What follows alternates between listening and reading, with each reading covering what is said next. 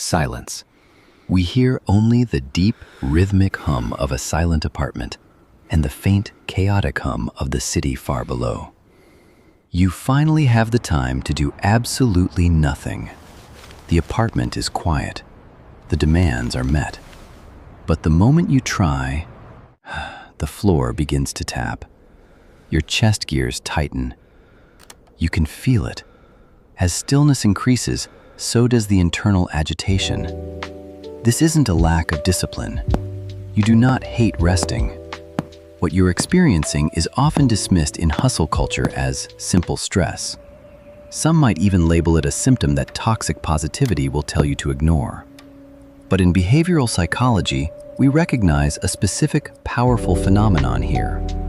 What's actually happening is a visceral conflict between knowing you need a break and your physiology rejecting it.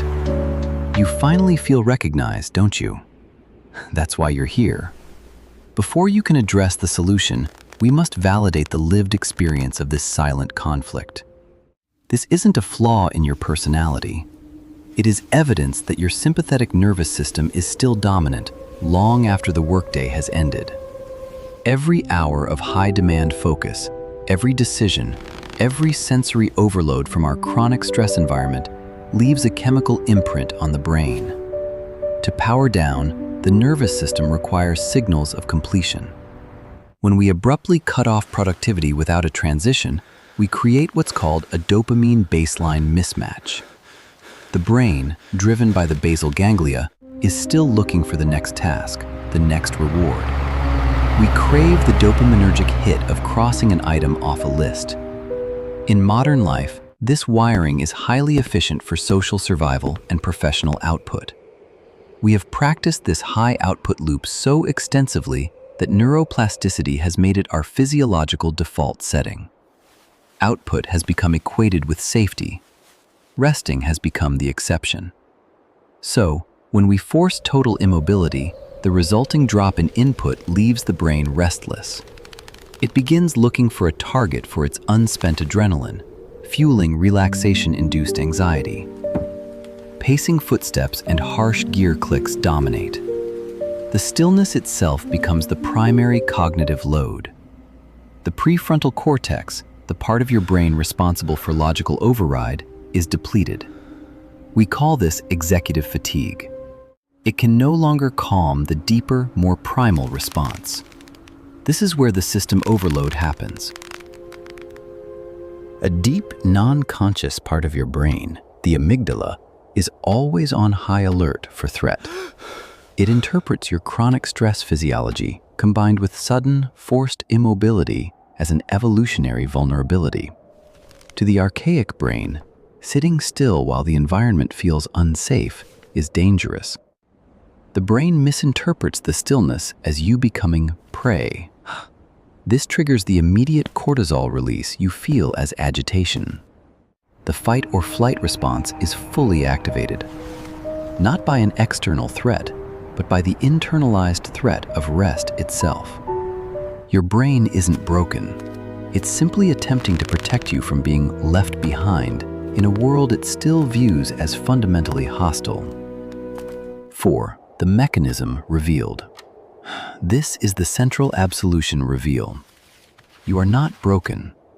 Your brain is simply trying to keep you safe using an outdated survival protocol. You finally have the time to do absolutely nothing.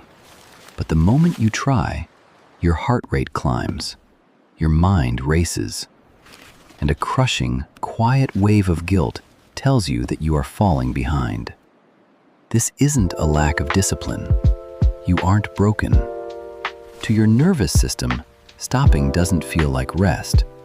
It feels like a biological threat. Tonight, we're going to look at the exact mechanism in your brain that makes relaxing feel so dangerous, and how to quietly disarm it. Once you realize the agitation is not you, it is a distinct system activation, the power shifts. You can stop moralizing the panic and start observing the anatomy. 5. Imperfect recalibration. The standard advice to just relax is what triggered the loop. So we don't start with stillness. we bridge the gap. We don't try to shut the nervous system down. We gently transition it. This is the principle of active rest. We introduce a low-stakes task with a clear physical and cognitive endpoint.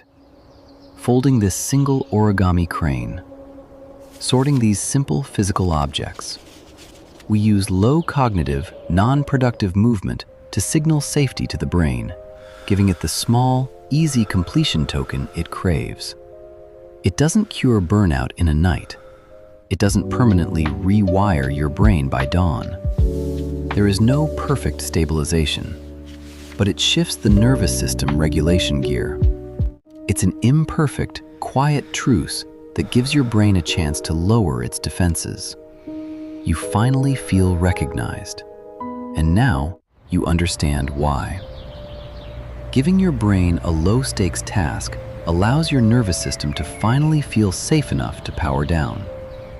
But what happens when that exhaustion is so deep you can't even force yourself to go to sleep? You stay up until 3 a.m., staring at your phone in the dark, desperate to reclaim your time.